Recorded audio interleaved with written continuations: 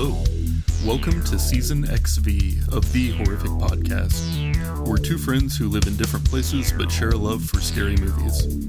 In each episode, we both watch the same movie on our own and then record a conversation together about what we liked, what we hated, if we were scared, and maybe even some larger truths about why people watch horror movies in the first place. This season, we're watching movies from the 90s and talking about how they fit into the larger picture of 90s horror and how each year from that decade stacks up against the others. Thanks for joining us, and we hope you enjoy the episode.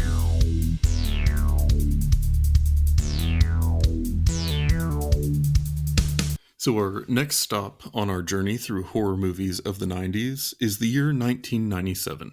We're going through and revisiting horror movies from the 90s that are not remakes, didn't make over $100 million at the box office, and that we haven't reviewed before. And the 90s have kind of a bad reputation as far as horror movie history, and we are digging for gold amongst the many non-gold options. So before we talk about what we reviewed this week, we're going to talk about a few things that we didn't review this week because they violated our criteria. We did not review Alien Resurrection, Scream 2, An American Werewolf in Paris, which was a sequel, Night of the Demons 3, Sorceress 2: The Tempest, Troublesome Night 2, or Witchcraft 9: Bitter Flesh. We're also not going to talk about Anaconda or I Know What You Did Last Summer because we already reviewed those as well. But you may notice that was kind of a shorter list than previous weeks. Because like Scream 2 was just the sequel to a movie that also came out in the 90s. And I feel like we're not seeing new entries into Nightmare on Elm Street or Friday the 13th at this point. It feels like we're kind of getting away from that all in on like kind of the cash grab, low budget sequel. And we are seeing some like new movies start to emerge. And so last week when we were wrapping up 1996, we talked about Mars Attacks and Scream and From Dusk Till Dawn. And so I feel like we're finally starting to get to years that have more movies that we've talked about before that were just kind of better movies, to be honest. And so it's exciting. But also to give this one some context, the budget of this movie was $60 million, which really took me by surprise when I was first reading about it. Because like from the same year, Liar Liar, the Jim Carrey movie, had a $45 million budget. Jurassic Park 2: The Lost World had a $73 million budget. And then Event Horizon was $60 million. So it was kind of in the middle there, which definitely puts this more into like kind of the Hollywood category than the straight to VHS horror category. And then this also came out the same year as Titanic and Men in Black, and the year after Independence Day. And I think that what that tells me is like, we've officially entered the ambitious CGI era of film. Yeah. I think it's definitely fair to say. And I feel like ambition doesn't necessarily always pay off. It definitely does not. No. So, sometimes your dreams might outpace your technical ability, but they were going for it hard right around this time. And I think it cost a lot of money to do it. Yeah, it definitely makes me like wish I was a part of, like I could have made money in special effects in the 90s. That's neither here nor there. I just thought I'd say it. Yeah, like if I had found a way to get my hands on some of that budget. Right. But maybe also, like, maybe one of the reasons, I mean, because this, I feel like Scream almost kind of like helped kickstart the teen horror style coming out. Mm-hmm. And so maybe that's why in like 97, I Know What You Did Last Summer came out, which is obviously the case, but then The Faculty the year after, and it's like maybe filmmakers were just like in 97 were just like, you know what? Listen, this is not going to happen. But Spawn is on the list for 97, and that movie had CGI as well. quite a bit. So I think you hit the nail on the head.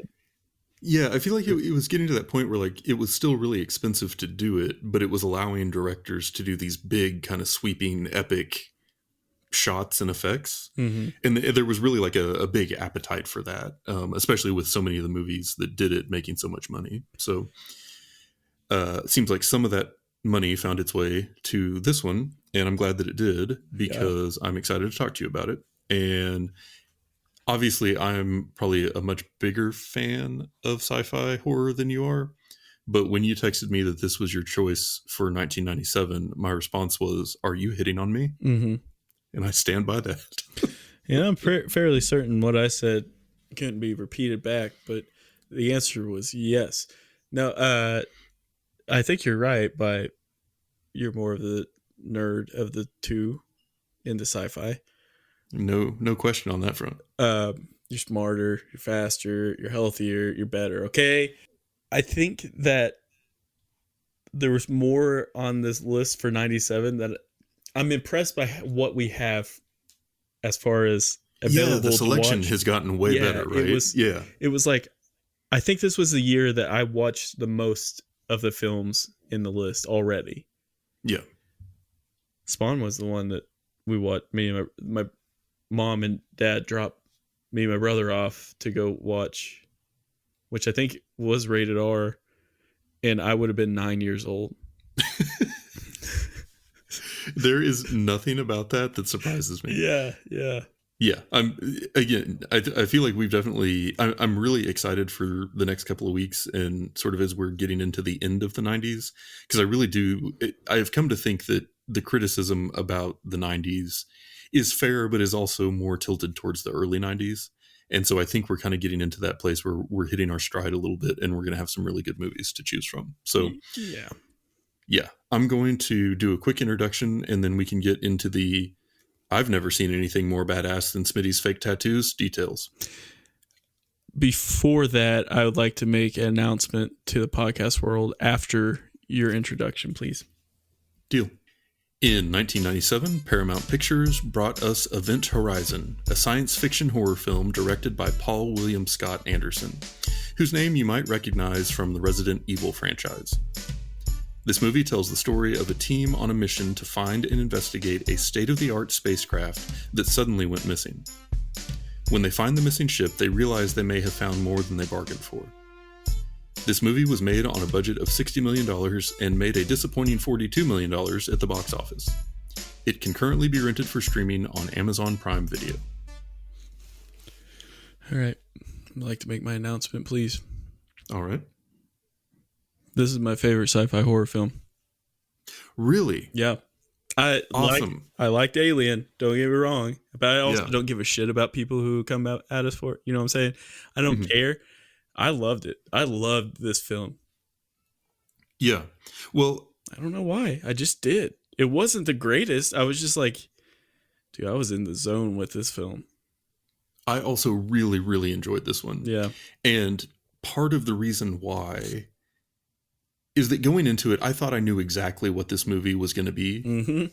Like, I just assumed that there was going to be a big alien that came out of the gravity drive, and it was just going to be like an alien movie. And, you know, very much a ripoff of a million other things that we've seen in sci-fi horror that I love. I thought this was going to be like a higher budget version of Dead Space. Yep. But it ended up being like super unique, in my opinion, because it was sci-fi horror, but it took like a very Hellraiser type dark twist at the end. Yep. So it was set in space, but it was like this really dark supernatural body horror as much as it was sci-fi as the movie went on. And that was just not at all what I was expecting. And it did not really let up. I mean, it was heavy and depressing the whole time. Yeah. And I mean, it was still a very 90s movie. I mean, it had Lawrence Fishburne for Neo's sake, but to me, this was not, you know, your cut and paste sci-fi horror movie that you've seen a bunch of times before. This one was something different and special that stands out. And this is one that will definitely at the end of the season make my list of highlights. Yeah, I think what it was for me, because I am the Neanderthal, like, I was just like, okay, this will be about aliens. I picked it because I hadn't seen it yet, and it was on the list. I'm like, yo, I want to, I want to watch that one. And I also thought, like an idiot, that we had already done Funny Games. It was the remake that we did the first episode. If you didn't know that. Hey, you know what we're going to cover next week. So it's all fine. I still, though. But what I'm getting at, though, is like I picked it because I was like, oh, we already did that. Like, it also weirded me out because I'm like, he doesn't usually make mistakes. And you didn't. Anyway, that's why you put original in parentheses. But what I'm getting at is I just knew it was about aliens. I was just going to embrace it. I was like, here we go. Maybe I was in the mood for an old sci-fi. I've been on antibiotics for about 10 weeks now. That'll do it. And yeah, I think your reference with Hellraiser is a perfect example. I think the only thing that this movie could have probably done that would have made me like love it even more is just if no one, like, if the only thing that survived was the portal at the end.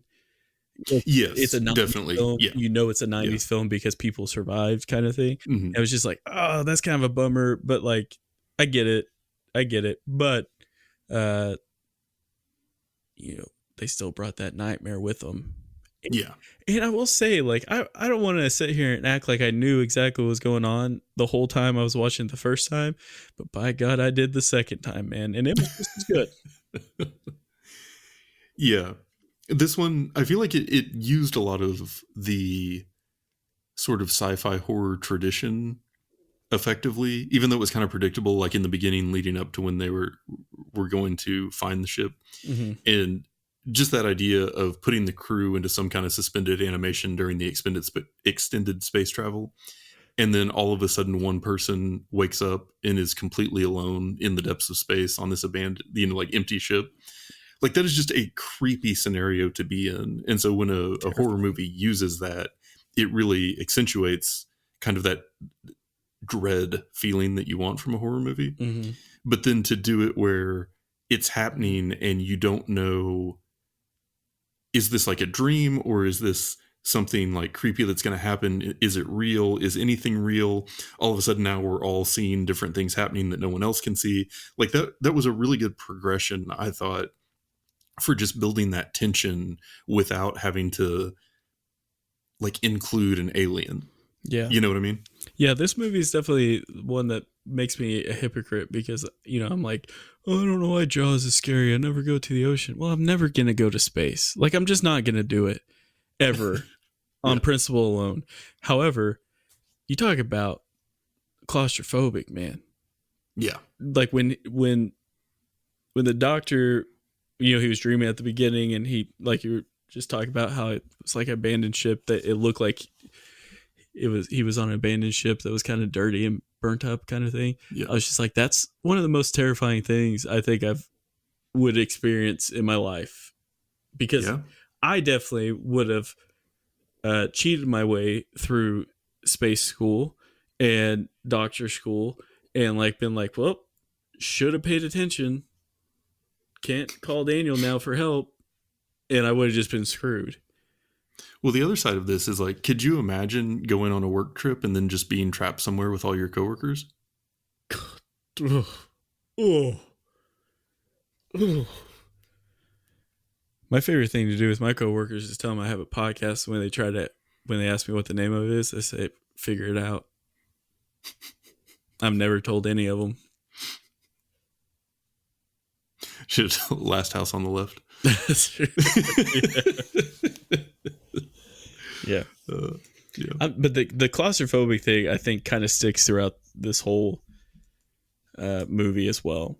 Like, I don't know if that was intended. I assume it was, but like, if not, but and it seemed like there kept being parts of the ship that they couldn't go into for various reasons, or that they were like trying to avoid. Mm-hmm. So it almost felt like they were being like shoved together more. Yeah. As time went on, and that, I think that was a part of it, and also the idea that they were running out of oxygen. Yeah. Just the idea of like, there's like a heaviness to that, of knowing that like you might not be able to keep breathing after a while. I mean, technically, if I had known that they could have just gotten that goop and bailed the whole time, Mm-hmm. I probably wouldn't have been, I didn't know that I wasn't listening when they talked about that. Obviously, definitely wasn't paying attention, but I think they also handled it pretty well as far as like the flashbacks or the dream sequences kind of go. Like Yes. not knowing for sure what you're getting yourself into, and I even rewatching it, I would say like I fell for it a couple times again. Yeah. But the thought that had to go into this type of movie, like I don't necessarily think that this could be a movie that you could just like fall back asswards on, of like all of a sudden getting a like, oh, this what am I trying to say? What I'm trying to say is I don't think you can fall back asswards into how well written this was. Like it all kind of makes sense as far as like basically the shit that they were kind of going through and seeing, like the tunnel portal to hell or whatever it was. Like it just kind of stayed true throughout the whole thing, and that's Yeah. why all those nightmarish dreams and all that was happening. But I will say the one thing I can't get behind is I'm sick and tired of everyone being a suspect. You have these doctors on there, and you're like, are you just a dick, or are you like, is it suspicious? Like anyone except for Lawrence Fishburne and a couple of, maybe the two female doctors, any one of them could have been the bad guy. And someone was going to be the bad guy. You just knew it was going to happen. I'm tired of it. No more suspects. I feel like we just need to go watch a couple Westerns to cleanse our palate. You damn right. You got your white hats and your black hats. Yeah. You know where everybody stands. I watched Old Henry. Have you watched that yet? No, I've got the tab open to do it. Should. Yeah. One thing I did like about this one was that they started kind of foreshadowing early on that Dr. Weir seemed to know something more than what he was letting on. Mm-hmm. Like, I feel like early on he had knowledge that the other people didn't, and there were just kind of subtle ways that they were showing that so that you in the audience pick up on it, but the people in the story believably don't. And so that was like, there's more of the story the whole time. There's something going on, and that he's almost like wanting to sabotage their efforts to get away, and knowing that, like that claustrophobic feeling that you were talking about, where it's like, all right, we're all out here, we're completely isolated, it's against all the odds that we're going to be able to get out of here, but now we can't even trust one of our own. That's like an extra level of anxiety that comes along with the whole thing. Yeah, I think that it was like a, I don't want to say catch-22, but it was almost like a weird place to be in, because part of me was like, maybe it's because we work in technology and we get bullshit responses from vendors, and like that's just part of the job. But it was like when they were trying to figure out the initial like what, I don't remember the doctor's name that went through the tunnel, like he was saying he saw stuff, and like the response that you got back was just such a lazy answer. It's like, well, maybe gravity blipped and all of a sudden it caused this to tear up your, it was just a bullshit answer. For me, it's like, if we're in a bigger place, like say we're in the United States of America, and you give me that bullshit response, I can't do anything about it. But if we're up in space and there's only 10 of us, I'll beat your ass in the fucking bathroom for just giving teach a lesson, just to teach a lesson. And like, hey, no more bullshit answers. We got 17 hours of air here, and if I beat the shit out of you and put you in one of those tubes with gel, you don't need that oxygen, my man. Like, I'll put you out. You know what I'm saying? And so it's like, that's more air. Maybe that gets us 19 hours. Yet again, I'm a Neanderthal. But that was the thing. I was just like, because they were just like so cool with it. It's like, I could tell that that's a stupid ass answer. Why can't you guys? But if that's your biggest complaint, that's not that bad. Yeah. The whole movie I thought was pretty good in that things felt gradual until all of a sudden they just felt crazy. Mm-hmm. And so we've talked a lot in previous episodes and seasons about the pacing of a movie for a horror movie being really important, because the movie is trying to make you feel emotions that you don't want to feel. Like it's trying to give you dread or anxiety or fear. And most people go about their daily life spending all day, every day trying not to feel those things. And then a horror movie has to do that when it's like things that you know are made up on film coming out of a box that broadcasts entertainment, or like you're in a movie theater and you're watching it on a screen with a bunch of other people that also know they're watching a thing on screen. So it's kind of a ridiculous premise for a horror movie to exist. But when one does it well, that's really impressive. And I think that a key to doing it well is managing the pace. Because you can't just be like balls to the wall the whole time. Eventually everybody's like adrenaline is going to give out, and then you're just going to be like, okay, I see what this movie is, I get what it's doing, and I'm not that scared. So finding ways to like maintain that tension or that dread and to intersperse it with, you know, scary moments and then like bring that back down, but to keep things moving and to almost keep you distracted from the fact that you're watching a movie is really important. And I feel like this one did a lot of that just by sort of the plot and unveiling the story and like problems with the ship and moving from one ship to the other and not having enough air and like all these almost like logistical things, while also trying to figure out what was going on and what had happened to the previous crew. And then that all just kind of builds up to that point where the crew member named Peters was going to get the CO2 scrubbers, and as she was starting to leave, she starts to be like possessed or bewitched or whatever, but like she sees the glimpses of her kid running, and she's almost like in a trance following him deeper and deeper into the ship until she climbs and like walks out on the catwalk and then falls down to her death. And then from that point forward, it just seemed like, okay, we've hit the top of the roller coaster. It's all going down and completely out of our control from this point on. And so the whole like sequence where Dr. Weir sees the core and then finds himself at home with his wife, and then she can't see him, and you see her, like the suicide scene, and then she gets up and gouges out his eyes with her thumbs. And then all of a sudden it's like there's no premise anymore. He's not being subtle. He's not trying to, you know, sort of slowly manipulate everyone into doing what he wants them to do. He's like actively possessed or something and working hard to keep everyone else from escaping. And that's where like it felt like the whole tone of the movie changed, but it also kind of needed to, because it had been pretty steady up until that point. And so from that point till the very end, I felt like was just crazy, over the top, great visual effects, super suspenseful, good action, like well done horror all the way around.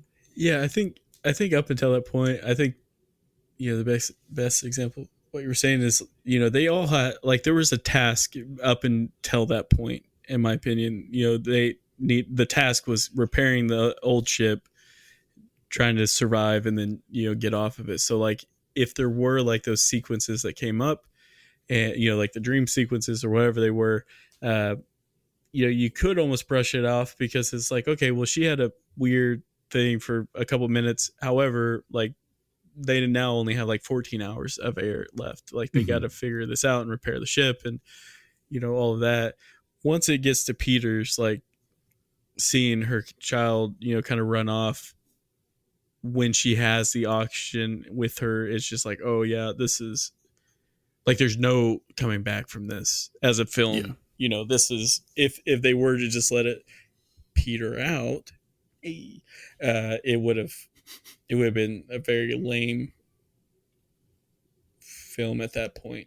I was going to say the ending of this one almost reminded me of like the ending of the Suspiria remake, where it's like every time you think it's almost hit as crazy as it's going to be, it's like, no, we're going one step further. Yeah, you know? 1,000. And so every time you think like you've hit the apex, it just is like, no, hold my beer, we're going further.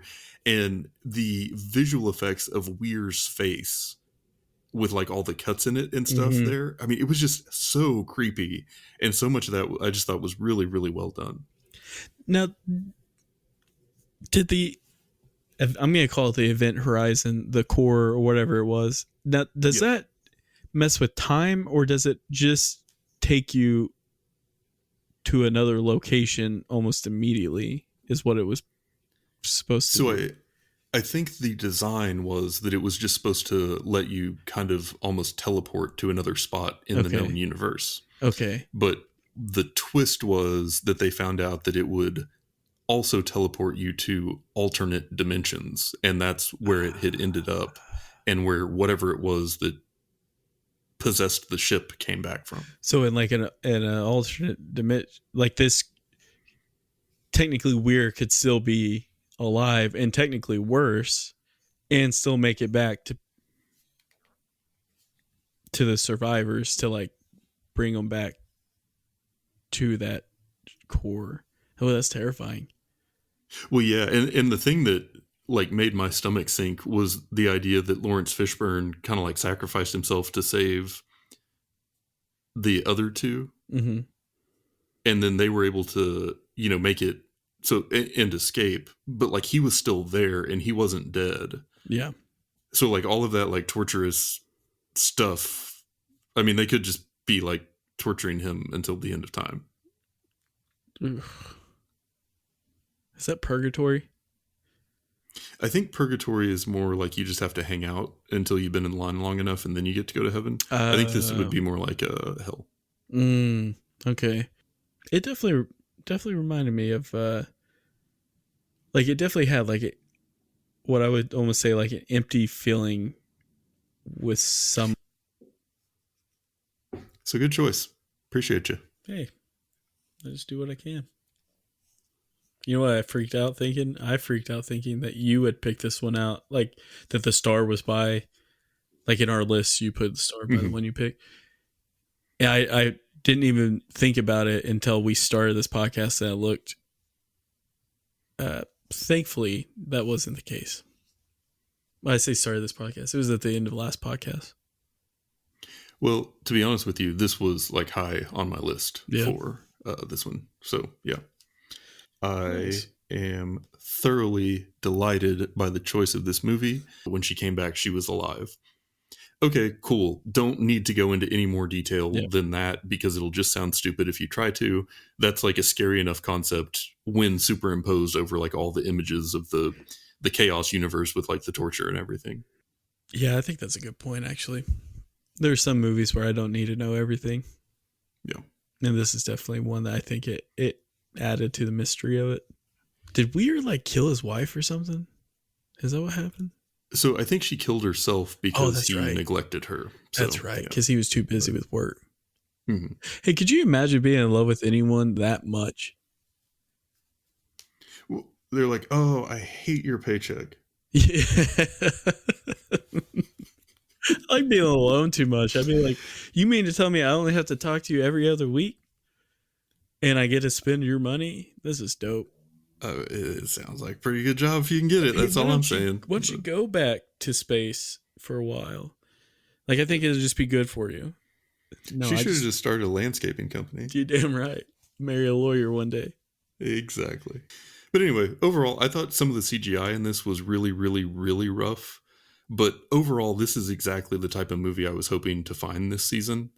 To me, this is a truly disturbing horror movie, and I really enjoyed watching it, and I will watch it again. Samesies. And that's it for today's episode. If you've listened this far, then thank you, and we hope you've enjoyed it. We're always looking for new ideas, so if you have any questions, comments, or movie suggestions, please send us an email at thehorrificpod@gmail.com. Or hit us up on the IG. That's what the kids call Instagram. Just search for The Horrific Podcast. Thanks for listening.